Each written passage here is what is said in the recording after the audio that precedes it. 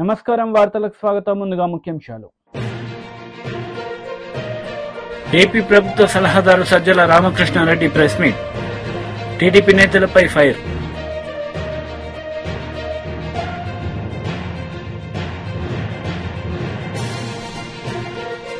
TDP politburo సభ్యులు Varla Ramaiah press meet. CM Jagan పై fire.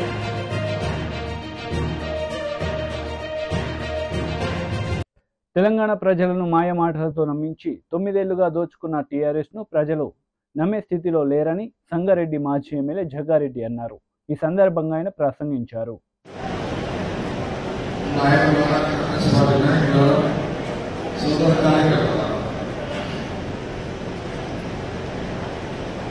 ఇప్పుడు వాళ్ళకి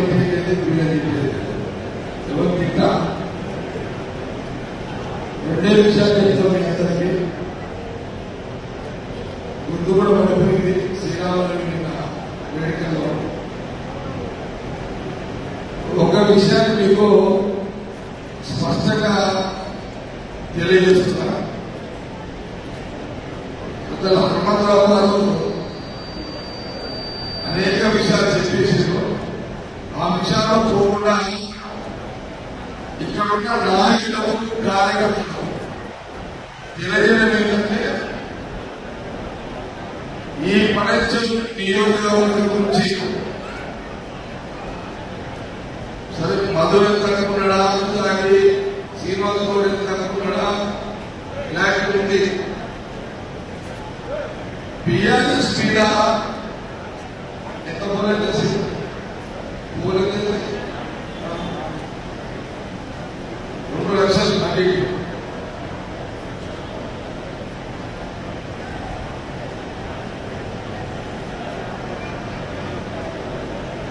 ఇప్పుడు నేను శ్రీనివాసరావుకి ఏం చేస్తున్నానంటే ఈ అభ్యర్థికి మనం నీళ్ళ మధుకి 2 లక్షలు ఇవ్వాలైతే 1,25,000 ఓట్లు తీసుకోండి. ఆ మిగతా 75,000 ఆ 2 పార్టీలు లేకుండా చేసుకోండి. సాధ్యమైన చేస్తామంటే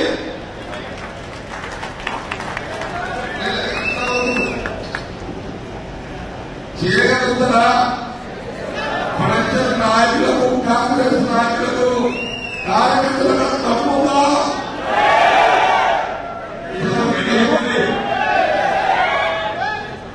నేను మళ్ళీ అడుగుతున్నా. 2,25,000 కాంగ్రెస్ నీళ్ళమ్మదు, 75,000 ఆ 2 పార్టీలు, 1,25,000 ఓట్లు కాంగ్రెస్ పని చేసే దమ్ము ఉన్నదా? చేతులకు రాదు, బుద్ధితో పెట్టాలి. గుర్తుండే ఒక విషయం, బీజేపీలో భారీ చేరికలు జరిగాయి. ఈ సందర్భంగా బండి సంజయ్ మాట్లాడారు. బీజేపీలో రాముడి పేరు ఎప్పుడు వస్తున్నారు? రాముడి పేరు పక్క పెట్టినామంటే రాముడి పేరు అరే బాగా చెప్తాం. రాముని వారసులం, రాముని ఇష్యూ ఓటేమని ఇక్కడ చెప్తలే మేము. బాగా చెప్తా అయోధ్యలో రామ మందిరం నిర్మాణం జరిగిందని మాత్రం పక్కా చెప్పుకుంటున్నాం. మీరు చెప్పుకోగలదు అంటున్నారు. నాకు అర్థం కాలేదు. మీరు చెప్పుకోగలుగుతారా? నేను చెప్పినా మీరు రాముడి పేరు మేము చెప్పుకుంటున్నాం. నీకు ఇష్టం లేకుండా నువ్వు బాబర్ పేరు చెప్పుకో, లేకుంటే ఇంకో పేరు చెప్పుకో. అయోధ్యలో జరిగిన విషయం చెప్తున్నాం మేము. గౌరవ సుప్రీంకోర్టు ఇచ్చిన తీర్పు గురించి మేము ప్రస్తావిస్తున్నాం. కాబట్టి దయచేసి ఆలోచన కాదు. ఈ దేశంలో ప్రధానమంత్రిగా ఎవరుండాలి? ఎవరుంటే దేశం బాగుపడుతుంది? ఎవరు 370 ఆర్టికల్ రద్దు చేశారు? ఎవరు త్రిపుల్ తలాక్ను రద్దు చేశారు? ఇవన్నీ ఆలోచించి ఇలా వాస్తవ విషయాలు ఆలోచించి ఇలా నరేంద్ర మోడీ గారిని మళ్ళీ ప్రధానమంత్రి చేయాలంటే మీరు నాకు ఓటేస్తే నేను పోయి నరేంద్ర మోడీ గారికి ఓటేస్తాను. ఇలా టీఆర్ఎస్ పార్టీకి ఓటేస్తే ఆయన ఎవరికి ఓటేయాలి? ఢిల్లీ పోయి ఎవరికి ఓటేయాలి? ఓటేయాలంటే ఓడ అభ్యర్థి లేడు వాళ్ళకి ఢిల్లీలో. కాంగ్రెస్ పార్టీకి ఓటేస్తారు. కాంగ్రెస్ పార్టీ ఎవరు కొట్టాలి? రాహుల్ గాంధీ ఇంకోటి ప్రధానమంత్రి అవుతారా? వాళ్ళే పోటీ మా ప్రధానమంత్రి కావాలని ప్రధానమంత్రి అభ్యర్థి లేని వాళ్ళే చెప్తున్నారు. కాబట్టి వాళ్ళు ఇద్దరికి ఓటేస్తే అది ఓటు వృధా అవుతుంది. కాబట్టి ఇలా మీ అమూల్యమైన ఓటు విలువ కావాలంటే ఇలా గతంలో నాకు ఓటేస్తే మన దేశం మొత్తం కరీంనగర్ గురించి మాట్లాడుకుంటున్నారు. ఏ విధంగా పాదయాత్రలు చేసినా, ఏ విధంగా కొట్లాడినా, ఏ విధంగా తెలంగాణ రాష్ట్రంలో ఈ గడ్డీల పాలన ఎట్లా అంతమందిస్తున్నామో ఒక్కసారి ఆలోచన చేయాలి. మనం కొట్లాడితే కాంగ్రెస్ వాళ్ళు పండుగ చేసుకుంటున్నారు. కొట్లాడింది మనము, ఇలా కేసీఆర్ మెడల్ వచ్చింది మనము, ఇలా అధికారంలోకి వచ్చింది కాంగ్రెస్ పార్టీ. ఏ రోజు ఏ ఉద్యమాలు చేయని కాంగ్రెస్ పార్టీ అధికారంలోకి వచ్చింది. కానీ ప్రజలు ఇలా వాస్తవాలు గ్రహించి మేము పొరపాటు చేస్తాం, మేము తప్పు చేస్తాం, ఈ పార్లమెంట్ ఎన్నికల్లో ఎట్టి బస్సులో తప్పు చేయం, మా ఓటు పక్క పువ్వు గుర్తు మీద చేస్తాం తప్ప వేరే పార్టీకి ఓటు ఏమని చెప్పి ప్రజలందరూ ఆలోచిస్తున్నారు. కాబట్టి ఇలా చేరిన మీరందరూ కూడా, ఇలా కండువ కప్పుకున్న మీ అందరూ కూడా తప్పకుండా ప్రతి ఇంటికి చేయండి. ఒక్కొక్క ఇంటి కనీసం 5 సార్లు కలవండి, ప్రజలను ఓటు రిక్వెస్ట్ చేయండి. వాళ్ళు డబ్బుల ద్వారా వస్తున్నారు, మేము ధర్మంగా వస్తున్నాం. మరి ధర్మంగా వస్తున్నాం కాబట్టి ఇలా ధర్మాన్ని గెలిపించండి, న్యాయంగా ఓటేయండి. ఇలా పువ్వుర్తి మీద ఓటేయండి. ఇలా నరేంద్ర మోడీ గారు ప్రధానమంత్రి చేయాలని చెప్పి అందరూ కూడా ప్రతి ఇంటికి వెళ్లి ఓటును రిక్వెస్ట్ చేయాల్సిందిగా మీ అందరికీ విజ్ఞప్తి చేస్తూ, తప్పకుండా మీరందరూ కష్టపడి ఇలా నరేంద్ర మోడీ గారి మీద నమ్మకంతో, భారతీయ జనతా పార్టీ మీద విశ్వాసంతో తప్పకుండా ఈ కరీంనగర్ పార్లమెంట్ లో కాషాయపు జెండా తప్ప వేరే రంగురంగుల జెండాలకు స్థానం లేదని చెప్పి నిరూపించడానికి మీరందరూ భారతీయ జనతా పార్టీలో చేరినందుకు మీ అందరినీ మనస్ఫూర్తిగా అభినందిస్తూ, మీ అందరినీ స్వాగతిస్తూ, అందరం కలిసికట్టుగా మనం ముందుకు పోయి మనం భారీ మెజార్టీతోని ఈ కరీంనగర్ పార్లమెంట్ లో గెలిపించాల్సిందిగా మీ అందరికీ విజ్ఞప్తి చేస్తూ ముగిస్తున్నాడు. భారత్ మాతాకి జై, జై శ్రీరామ్.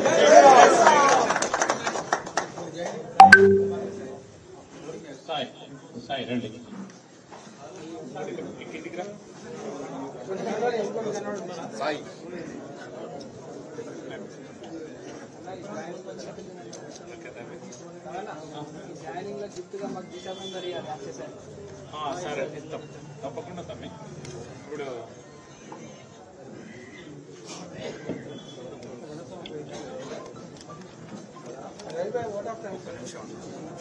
ఒక్క నిమిషం అన్న పంపిస్తానా, గోపాల్ పంపిస్తాను.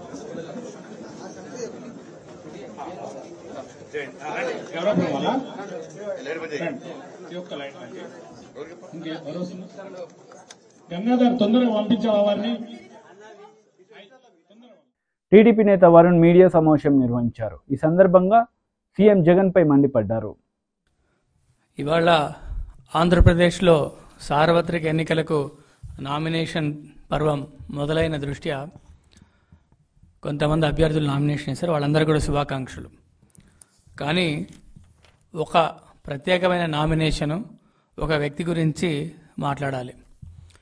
వైఎస్ఆర్సీపీ పార్టీ తరఫున చిత్తూరు అభ్యర్థిగా ఒక రెడ్ శాండిల్ స్మగ్లర్, దాదాపు 15 కేసుల్లో రెడ్ శాండిల్ అక్రమ రవాణా కేసులు ఉన్నటువంటి విజయానంద రెడ్డి అనే వ్యక్తి చిత్తూరు పార్టీ అభ్యర్థిగా నామినేషన్ వేశారు.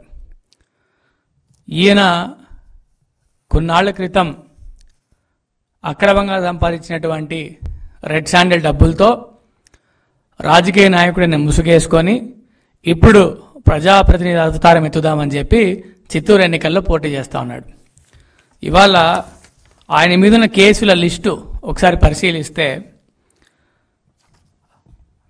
పీలేరులో section 379, 353 IPC illegal transport of red sandal, ఇదే కేసులు 15 ఉన్నాయి ఆయన మీద. పీలేరులో, గంగాధర్ నెల్లూరులో, కేబీపల్లి పోలీస్ స్టేషన్లో, కేబీపల్లిలో ఇంకో పోలీస్ స్టేషన్లో కేసు, అదే మాదిరిగా 2 టౌన్ పోలీస్ స్టేషన్ చిత్తూరులో, గుడిపాలలో, మళ్ళా చిత్తూరులో, మళ్ళా ఎస్ఆర్పురంలో, మళ్ళీ 1 టౌన్లో, మళ్ళా బంగారుపాళ్యంలో, ఇంకోటి బంగారుపాళ్యంలో, ఇంకోటి 2 టౌన్లో, ఇంకోటి పెనుమూరులో, ఇంకోటి సిఐడి కేసు అక్రమ మద్యం రవాణా case, supply of spurious liquor during election అప్పుడు అక్రమ మద్యం రవాణా చేసిన చరిత్ర. విజయానంద్ రెడ్డి అనే వ్యక్తి మీద ఇల్లీగల్ కేసుల సంఖ్య దాదాపు 15. ఇల్లీగల్గా రెడ్ శాండిల్ స్మగ్లింగ్ చేసినటువంటి కేసులు 15. ఎలక్షన్ అప్పుడు అక్రమ మద్యం, కల్తీ మద్యం రవాణా చేసినట్టు ఇంకో కేసు. మద్యం రవాణా చేయడమే ఒక కేసు, అందులో మళ్ళీ కల్తీ మద్యం రవాణా. ఈయన్ని ముద్దుగా చిత్తూరు ప్రజలు విజయానంద రెడ్డి ఎల్ఎల్బి అని పిలుచుకుంటున్నారు. ఈ రెడ్ శాండిల్ స్మగ్లింగ్ కాకుండా ఈ పెద్ద మనిషికి దగ్గర ఆయన ఎల్ఎల్బిని ఎందుకు అంటారంటే లిక్కరు, లాటరీ, బెట్టింగ్ ఈ 3 వ్యవహారాలతో చిత్తూరు ప్రజల్ని భయభ్రాంతులను చేసి దారి మళ్లించి సమాజాన్ని సర్వనాశనం చేసే ఈ రెడ్ శాండిల్ స్మగ్లర్ విజయాంధ్ర అనే ఒక వ్యక్తి చిత్తూరులో ప్రజాప్రతినిధికి అవతారం ఎత్తి ఎమ్మెల్యే అవుదామని ఎన్నికల్లో పోటీ చేస్తానని ఈరోజు నామినేషన్ దాఖలు చేశాడు. కానీ ఇటువంటి నీచమైన చరిత్ర కలిగిన వ్యక్తికి వైఎస్ జగన్మోహన్ రెడ్డి టికెట్ ఇచ్చి ప్రజల మీదకి తోసి నువ్వు ప్రజాప్రతినిధి అవ్వాలి విజయాంధ్ర రెడ్డి అని చెప్పి మా మీదకి పంపించాడు. సిగ్గు ఎగ్గు ఉంటే ఇంత నీచమైన నేర చరిత్ర, ఇంత నీచమైనటువంటి దోపిడీ చరిత్ర, 15 కేసుల్లో రెడ్ శాండిల్ డబ్బులు తినేసినటువంటి రెడ్ శాండిల్ అక్రమ రవాణా చేసినటువంటి ఒక వ్యక్తికి వైఎస్ఆర్సీపీ టికెట్ ఇచ్చి చిత్తూరులో పోటీ చేయమంటా ఉంది. ఏమైనా ప్రజల పట్ల, ప్రజాస్వామ్యం పట్ల, చిత్తూరు ప్రజల పట్ల ఎంత అసహ్యమైన భావన లేకపోతే ఇటువంటి వ్యక్తిని ప్రజాప్రతినిధిగా ఎన్నుకోబడతారా? మీకు ఇంకో నాయకుడు టీడీపీ పోలిట్ బ్యూరో సభ్యులు వర్ల రామయ్య మీడియా సమావేశం నిర్వహించారు. ఈ సందర్భంగా పలు అంశాలపై ఆయన మాట్లాడారు. 5 కోట్ల ప్రజలకి తెలిసిన తర్వాత దొంగకు తేలికుట్టినట్లుగా కూర్చోవలసిన వైఎస్ఆర్ కాంగ్రెస్ పార్టీ ముఖ్యమంత్రి తన మిత్ర బృందం ఇంకా చచ్చిపోయిన పామును బతికించాలని, చెప్పు కింద తొక్కివేయబడ్డ తేలును బతికించాలని ప్రయత్నం చేస్తున్నారు. ఈ నాటకాన్ని కొనసాగించాలని అయిపోయింది, తెర దించేశారు. ఆ నాటకానికి సమాప్తం అని బోర్డు వేశారు. ది ఎండ్ బోర్డు పడిపోయింది. ఆ నాటకానికి ఇంకా నాటకాన్ని ఆడాలని ప్రయత్నం చేస్తూ ఉన్నారు. సాక్షి ఛానల్కే పోలీస్ అధికారులు వారి దర్యాప్తు మొత్తం తెలియజేస్తారట. మరి మిగతా పేపర్లకు చెప్పరా? మిగతా పేపర్లు ఉండవా? పోలీస్ అధికారుల commissioner of police Vijayawada city మిమ్మల్ని అడుగుతున్నాం సార్. మేము ఒక పౌరుడిగా మిమ్మల్ని ప్రశ్నిస్తున్నాం. ఈ దర్యాప్తు అంతా కూడా ఒక సాక్షికి ఎలా తెలుస్తుంది? ఈరోజు చేస్తారు, దర్యాప్తు పూర్తి అయిపోయింది, ఈరోజు ప్రవేశపెడుతున్నారట. హూ ఇస్ దిస్ సాక్షి? పోలీస్ కమిషనర్ గా చెప్పాలి. పోలీస్ కమిషనర్ సాక్షి ఒకటేనా? మీరు are you going hand in glove? Police commissioner సాక్షి కలిసే ఈ రోజున దర్యాప్తు చేస్తున్నారా? లేకపోతే సాక్షి విలేకరులు దర్యాప్తు చేస్తుంటే మీరు చూస్తూ ఊరుకున్నారా? ఇది బట్టుబయలైపోతుందంట కుట్ర. ఇంకెక్కడ కుట్రా? మీ బొంద కుట్ర. ఇది డ్రామాని తేలిన తర్వాత ఇంకా ఏదో చేయాలని మీ తపన. ఏదో రకంగా బోండా ఉమా గెలుస్తాడు మీకు తెలుసు. మీరు పలాయనం చిత్తగిస్తున్నారు తెలుసు. ఏదో రకంగా అతన్ని ఇబ్బంది పెట్టాలని, ఏదో రకంగా అతని మీద కక్ష సాధించాలని తప్పుడు కథలు అల్లుతూ ఉన్నారు. సాక్షి తప్పుడు కథలు అల్లుతుంటే దానికి జీ హుజూర్ అంటాం. పోలీస్ అధికారులకి న్యాయమా అని చెప్పి నేను అడుగుతున్నా. చిన్నపిల్లలు, మైనర్ పిల్లల్ని హింసిస్తున్నారు. ఇది ధర్మమా అని చెప్పి నేను అడుగుతున్నా. 6 రోజులైంది ఆయన మీద హత్యా ప్రయత్నం జరిగి. ఆ గులకరాయి దొరకదండి. విసిరిన గులకరాయి 2 మనుషులకి తగిలిన తర్వాత అది కూడా పెద్ద కథ. అక్కడే పడుతుంది కదా, ఇంకెక్కడికి ఎగిరిపోద్ది? కాకెత్తుకుపోద్దా గులకరాయిని? ఆ వ్యాన్లో ఉండదు ఆ గులకరాయి? తమాషా చేస్తున్నారు. ఇంకా still you wanted to do something, ప్రజల్ని మభ్యపెట్టాలని. మీ పార్టీ నాయకులందరూ మౌనం వహించారు. అర్థమైంది, సిగ్గుతో తలదించుకున్నారు. అయ్యో ఈ డ్రామా తెలిసిపోయిందిరా, మన దొంగాటకం, జగన్నాటకం, వైసీపీ దొంగాటకం రాష్ట్ర ప్రజలకు తెలిసిపోయిందని కిమ్మనకుండా కూర్చుంటే స్టిల్ పోలీసులు ఇంకా పట్టుకొని, నిన్నే చెప్పాను నేను, స్కాట్లాండ్ యార్డ్ పోలీసులు కూడా ఈ గులకరాయిని ఛేదించలేరు కేసు. మీరేమన్నా కథలల్లి ఏదో చేస్తే మేము చెప్పలేము. ఏదో కథలు సృష్టించి, ఏదో బెదిరించి, కొట్టి, బామాలి చెప్పిస్తే మేము చెప్పలేం. కానీ ఎలా డిటెక్ట్ అవుతుంది? చీకటి, చెమ్మ చీకటి. అక్కడ రాయి విసిరారని సాక్షి చెబుతున్న చోట చీకటి, వేయించుకున్న ఆయన దగ్గర చీకటి. ఎట్లా తెలుస్తుంది? సరైంది కాదు. ఏపీ ప్రభుత్వ సలహాదారు సజ్జల రామకృష్ణారెడ్డి మీడియా సమావేశం నిర్వహించారు. ఈ సందర్భంగా పలు అంశాలపై ఆయన వివరణ ఇచ్చారు. ఇక్కడ అందరూ పార్టిసిపేట్ చేసిన వాళ్ళు ఇక్కడ కూడా ఉన్నారు కొంతమంది. ఇందులో ఈ యజ్ఞంలో పార్టిసిపేట్ చేసి స్పాన్సర్ చేస్తున్న వాళ్ళలో కొంతమంది యూఎస్ఏలో ఉన్నట్టున్నారు. వాళ్ళు తమ పేర్లు చెప్పమనట్లేదు, లేదా మాకు ప్రచారం కావాలని వాళ్ళు అడగట్లేదు. మేము జగనన్న చేస్తున్న ఈ యజ్ఞంలో మేము కూడా పార్టిసిపేట్ చేయాలనుకుంటున్నాం. ఈ విజయంలో మా వంతు మేము కృషి చేసినట్టు ఉండాలి, ఇంకా ఎక్కడన్నా ఉంటే చెప్పండి అని కూడా వస్తున్నారు. వాళ్ళందరికీ నా అభినందనలు. అలాగే గత వారం రోజులుగా రేయింబౌళ్ళు పనిచేసి వీటన్నిటిని రెడీ చేసుకున్న ఇక్కడ పార్టీ కార్యకర్తలకు అలాగే ఇక్కడ ఉన్న సభ్యులందరికీ కూడా నేను అభినందనలు తెలియజేస్తున్నా. చాలా ఉత్సాహంగా ఉంది మాకు. ఎందుకంటే చెప్తున్నా కదా, వచ్చే ఎన్నికలు 20 రోజుల్లో పూర్తి అయితే ఆ తర్వాత మరోసారి జగన్మోహన్ రెడ్డి గారు ఇంతకంటే ఇప్పటికంటే ఇంకా ఎక్కువ మెజారిటీతో ప్రభుత్వం స్థాపించబోతున్నారు, ప్రమాణ స్వీకారం కూడా చేయబోతున్నారు అనే ఊపు ఇప్పటి నుంచే కనపడుతుంది. ఈరోజు అభ్యర్థులు అడగలేదు, పార్టీ అడగకుండా వీళ్ళ ముందుకు వచ్చి చేయడంలో అది ఎక్స్ప్రెస్ అవుతుందని చెప్తూ మరోసారి అందరికీ అభినందనలు తెలియజేస్తున్నాను. ముఖ్యంగా వీటిని స్పాన్సర్ చేసిన యుఎస్ఏలో ఉన్న ఎన్ఆర్ఐ మిత్రులందరికీ కూడా అభినందనలు అండ్ కృతజ్ఞతలు కూడా తెలియజేస్తున్నాను. Thank you. సీఎం గారు దాడి ఘటన మీద ఈరోజు దుర్గారావు టీడీపీ సానుభూతిని అరెస్ట్ చేశారు. మీరు మొదటి నుంచి ప్రీ ప్లాన్డ్ అటాక్ అని మీరు మొదటి నుంచి చెప్తున్నారు, ఈరోజు వాళ్ళని అరెస్ట్ చేశారు. ప్రీ ప్లాన్డ్ అటాకే. ఇప్పుడు ప్రీ ప్లాన్డ్ అటాక్ అనే దానికి రీజన్ కూడా చెప్పాము. ఎందుకు చెప్పామంటే జరిగిన పద్ధతి కానీ ఆ ఫోర్స్ ఎంత ఫోర్స్ఫుల్గా వచ్చింది అనేది కానీ అది ఇద్దరికి తగిలి కూడా అంతే ఫోర్స్ఫుల్గా తగలడం అంటే ఇట్ ఈజ్ నాట్ ఎవరో ఆకతాయి చేసిందో ఊరికి గాల్లోకి విసిరిందో ఇచ్చేసిందా కాదనేది అక్కడ క్లియర్గా అర్థమవుతుంది. గురి పెట్టి కొట్టారు, అదృష్టవశాత్తు తప్పింది, మా అదృష్టవశాత్తు అది తప్పింది. అక్కడికి ఈయనకు తగిలి రెండవది వెల్లంపల్లి శ్రీనివాస్ కూడా తగిలింది. ఆయన కన్నుకు తగిలింది నేరుగా. ఆయనకే అంత ఫోర్స్ఫుల్గా తగిలింది అంటే జగన్మోహన్ రెడ్డి గారికి ఇంకా ఎంత గట్టిగా తగిలి ఉంటుంది. అది కొంచెం కింద అయితే ఏమయ్యేది, ఇది మేము ఎక్స్ప్రెస్ చేసింది. మేము ఎక్స్ప్రెస్ చేయడానికి ఒక సాలిడ్ రీజన్ ఉంది. అయితే దీని మీద వాళ్ళు టీడీపీ కానీ అలాగే పవన్ కళ్యాణ్ గారికి బ్యాచ్ కానీ వీళ్ళు అంటున్న మాటలు ఇదంతా డ్రామా అని అంటున్నారు. మళ్ళీ చెప్పాము, మళ్ళీ చెప్తున్నాను, ఇదే డ్రామా వాళ్ళని ఆడమని చెప్పండి. నిజంగా దూరం నుంచి రాయి పెట్టి కొట్టించుకోమండి ఎట్లుంటుందో. ఎవరైనా సరే అక్కడి నుంచి రాయి పెట్టి కొట్టించుకోవడము ఇంకోటి చేయడం అనేది సాధ్యమా? సెకండ్ థింగ్, ఆ కాన్స్టిట్యున్సీకి సంబంధించిన బోండావమో ఎవరో టార్గెట్గా మూవ్ అవుతున్నారు, ఆయన ఇరికించాలని చూస్తున్నారు అంటారు. ఇరికించాలని చూడడం ఇది. రేపు ఎవడైనా సరే హత్య చేసిన వాడైనా నన్ను దీంట్లో ఇరికించాలనుకుంటున్నారంటే ఎట్లా కుదురుతుంది?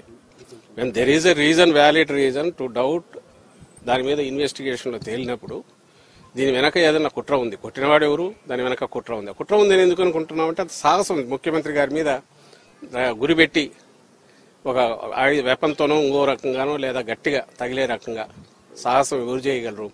వెనక ఎవరెవరన్నా ఉండాలి, లేదా వెనక వాళ్ళు రెచ్చగొట్టిన దానివల్ల రెచ్చిపోయినా ఉండాలి. ఇందులో ఎంతవరకు ఆ వెనక ఉన్న వాళ్ళ పాత్ర ఉంది అనేది కూడా ఇన్వెస్టిగేషన్ వస్తే దాని ప్రకారం మూవ్ అవుతారు. ఇందులో ఒక నిరికించేది ఏముండదు. వాళ్ళు చేసి ఉంటే దొరుకుతారు, దొరికితే చట్టం పని తను చేసుకుపోతుంది, లేదు అనుకుంటే అక్కడికి ఆగుతుంది. అని ఒకటి ఖాయంగా కనపడేది ఏంటంటే ఇది ఒక పథకం ప్రకారం జరిగింది అనేది మేము ఏదన్నామో అది రుజువు అవుతుంది.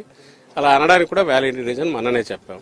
అలాగే మళ్ళీ చెప్తున్నాం, ఒకవేళ ఇది ఎవరైనా డ్రామాలు అనుకుంటే ఆ రోజు కత్తితో 19లో జరిగిందైనా ఈరోజు రాయితో తగిలిందైనా ఆ డ్రామా ఏదో వాళ్ళని ఎనాక్ట్ చేసి చూపమంటున్నాం. ఒకవేళ వాళ్లకు కావాలంటే దూరం నుంచి ఒకటి వేయించుకొని రాయి ఎక్కడ తగులుతుందో ఆ సాహసం చేయమనండి. తలకాయ ఉండేవాడు ఎవడైనా డ్రామాలు వేసేవాడు అర్థం చేయించుకుంటాడా? ఏమన్నా దానికి వాళ్లే ఆన్సర్ ఇవ్వాలి. ఈ రోజు కూడా అదే మాట్లాడుతున్నారు. వాళ్ళంతటా వాళ్ళే 2 స్టోరీలు రాస్తున్నారు. వాళ్ళంతటా వాళ్ళే మేము ముందే చెప్పినట్టుగా ఇరికించాలని చూస్తున్నారని. అది అతను రోల్ ఉంటుంది కాబట్టి దాంట్లో బయటకు వస్తుంది. రోల్ ఎందుకు ఉంటుందంటే వాళ్ళు పవర్ఫుల్, వాళ్ళ ప్రాపకం లేని కింద ఇంకోడెవడో ఆ పని చేయలేడు కాబట్టి. సో మా స్టాండ్ అదే ఉంది, అదే రుజువు అవుతుంది ఈరోజు. అది బోండా ఉమా, లేకుంటే ఆయన కంటే పై వాళ్ళు ఉన్నారా, లేదంటే ఆయన కింద వాళ్ళు ఆయన ఆశీస్సులతో చేయించారా, ఎవరుంది అనేది ఇన్వెస్టిగేషన్లో తేలాలి. మేము చెప్పగలిగింది ఆ incident pre planned, pre meditated attack అనడానికి కావాల్సిన ఆధారాలు ఉన్నాయి.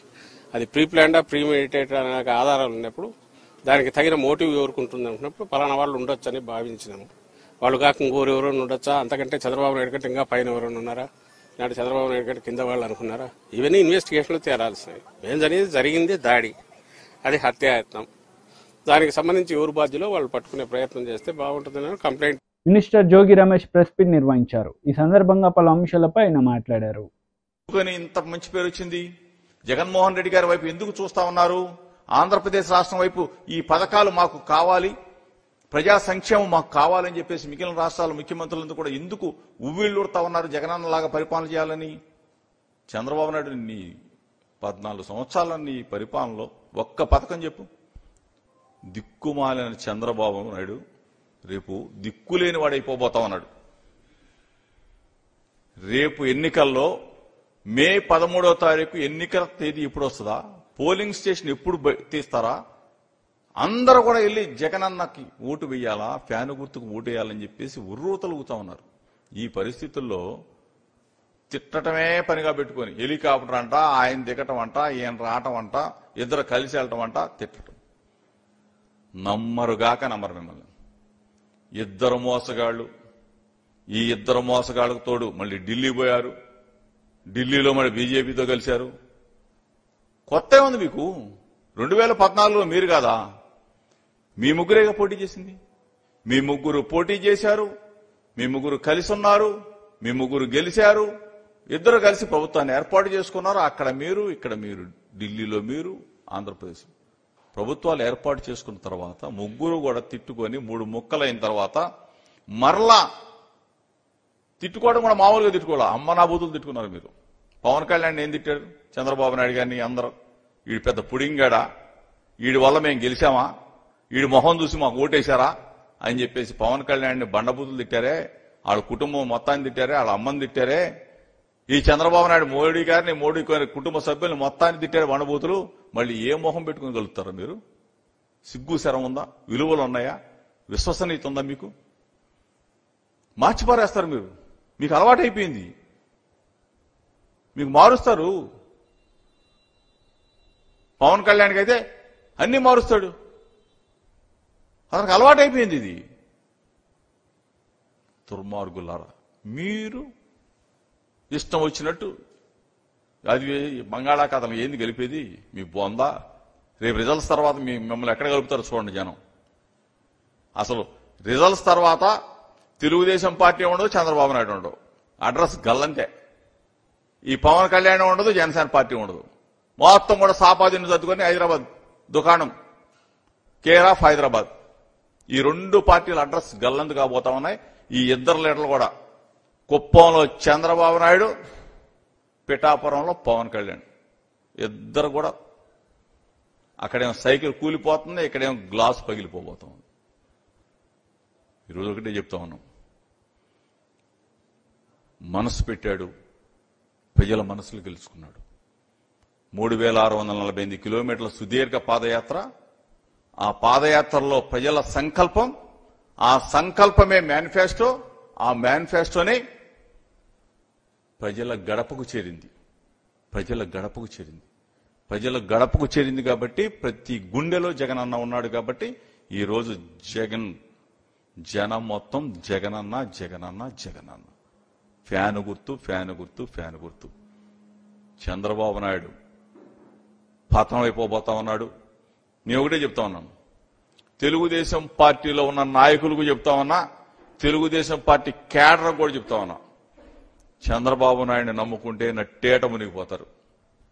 ఇప్పటికైనా చాలా మంది తెలుసుకొని మా వైపు వచ్చేసారు. మొత్తం ఇటు పక్కన జనసేన ఖాళీ అయిపోయింది, ఇటు పక్కన తెలుగుదేశం ఖాళీ అయిపోతుంది. మిగిలిన వాళ్ళకి కూడా చెప్తా ఉన్నా, జగనన్న వెంట నడవండి. ఎన్నికల ప్రచారంలో భాగంగా మాజీ మంత్రి హరీష్ రావు పాల్గొన్నారు. ఈ సందర్భంగా బీజేపీకి ఓటు వేయొద్దంటూ ఆయన వేడుకున్నారు. 10,000 ఇచ్చినాకనే అక్క జిల్లాలో ఓట్లు అడగాలి. ముసలికి 8,000 బాకీ ఓటు గాలి ఇచ్చినాకనే కాంగ్రెస్ ఓటు ఓటు అడగాలి. మా రైతులకు 2 లక్షల మాఫీ చేస్తా ఉన్నావు, గాలి చేసినాకనే మాట్లాడమని అడగాలన్నా వద్దా? మనం దయచేసి ఆలోచన చేయండి. ఎన్ని మాటలు. అక్క జిల్లాలకు కేసీఆర్ ఉండగా ఆడపిల్ల పెళ్లి పెట్టుకుంటే ₹1,00,000 ఇచ్చిండు, కళ్యాణ లక్ష్మి ఇచ్చిండు. అది చూసిండు రేవంత్ రెడ్డి. అందరూ అటే ఉందని అనుకున్నాడు. ఏమన్నా గాని ఓడ దాటదాకా ఓడ మల్లప్ప, ఓడ దాటినాక బోడ మల్లప్ప అనుకున్నాడు. నేను తులం బంగారం ఇస్తాను, నేను తులం బంగారం ఇస్తాను. నాకు తెలిసి మొన్న మంచి రోజులు వచ్చినాయి, లగ్గాలు ఫుల్ అయినాయి. మార్చి ఏప్రిల్ రోజు అవుతున్నాయి లగ్గాలు. ఈ తెలంగాణలో ఈ 2 నెలల 1,00,000 లగ్గాలైనాయి. అంటే ఈ రేవంత్ రెడ్డి గవర్నమెంట్ అక్క జగలకు 1,00,000 తులాల బంగారం బాకీ పడ్డది. పడ్డదా పర్లేదా? అదేంటో ఏమో ఈ కాంగ్రెస్ వాళ్ళు వచ్చినాక. వీడు రాకముందు 50,000 తులం ఉండేది. ఈ కాంగ్రెస్ వచ్చిన 4 నెలల్లో 75,000 రూపాయలకు తులమైంది. కొండెక్కింది బంగారం ధర. 25,000 ధర పెరిగింది. ఈ కాంగ్రెస్ వచ్చినాక సిమెంట్ బస్తా 65 రూపాయలు పెరిగింది. సలాక పెరిగింది, కంకర పెరిగింది, ఇసుక పెరిగింది, నిత్యావసర వస్తువుల ధరలు పెరిగినాయి, ఉప్పు పెరిగింది, పప్పు పెరిగింది, బంగారం కూడా పెంచింది. ధరలు పెంచింది తప్ప రేవంత్ రెడ్డి ఇచ్చింద బంగారం అయితే లేదు. ఉన్నదా? వచ్చిందా తులం బంగారం? 6,000 స్కూటీలు ఇస్తాడు, పిల్లలకు ఉద్యోగాలు ఇస్తాడు, అన్ని అబద్దాలు చెప్పిండు. అందుకే నేను మీ అందరినీ కోరేది ఒకటే, ప్రశ్నించే గొంతును గెలిపియండి. రేపు అసెంబ్లీలో కాంగ్రెస్ వాళ్ళ మెడలు వచ్చి మీ అందరికీ రావాల్సిన బరాబర్ ఇప్పించే ప్రయత్నం చేస్తాం. వినోదన్న ప్రజల మనిషి. ఇటుగానే బండి సంజయ్ గారు ఉన్నాడు. కొంతమంది ఏమో పబ్లిసిటీ మనుషులు ఉంటారు, కొంతమంది ఏమో పని చేసే మనుషులు ఉంటారు. మీకు పబ్లిసిటీ చేసుకోవాలి కావాలన్నా, పని చేసుకోవాలి కావాలన్నా? వినోదన్న ఏం చేసిండో ఇలా కరీంనగర్ లో ఎవరిని అడిగినా చెప్తారు. ఆయన ఎంపీగా ఉంటే ఢిల్లీ నుంచి 1,000 కోట్ల రూపాయలు కరీంనగర్ స్మార్ట్ సిటీకి తెచ్చిండు మన వినోదన్న. రైలు తెచ్చిండు వినోదన్న, జాతీయ రహదారులు తెచ్చిండు వినోదన్న.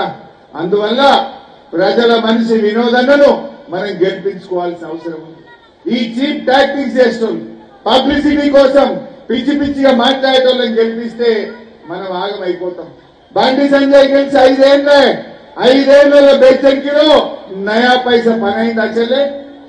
తమ్ముడు, 1 రూపాయి పని అయిందా అని అడుగుతున్నా. ఉత్తరే మాటలు కావాలన్నా, చేతలు కావాలన్నా? ఇలా వినోదన్న ఒక విజన్ ఉన్న మనిషి. విజన్ ఉన్న వినోదన్న మళ్లీ కరీంనగర్ కు ఎంపీ కావాల్సినటువంటి అవసరం ఉంది. దయచేసి ఆలోచించండి. ఇలా కాంగ్రెస్ చాలా విషయాలు చెప్పింది, మీకు ఇలా అన్ని అర్థమైనాయి. నేను వట్టిగలే, ఇలా నన్ను ప్రజలే చెప్తున్నారు, అన్నా ఇక పొరపాటు అయింది, ఇలా ఊర్లలో వద్దురో నాయన ఈ కాంగ్రెస్ పాలన అని ప్రజలే అనుకుంటున్నారు. ప్రజల్లో ఇలా కరెంటు బాధలు, మంచినీళ్ల బాధలు, పంటలు ఎండిపోతున్నాయి, వడ్లు కొనే దిక్కు లేదు. వార్తలు ముగించే ముందు ముఖ్యాంశాలు మరోసారి. ఏపీ ప్రభుత్వ సలహాదారు Sajjala Ramakrishna Reddy press meet. TDP నేతలపై ఫైర్.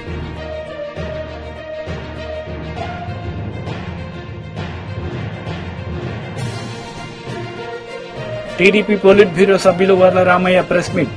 సీఎం జగన్ పై ఫైర్.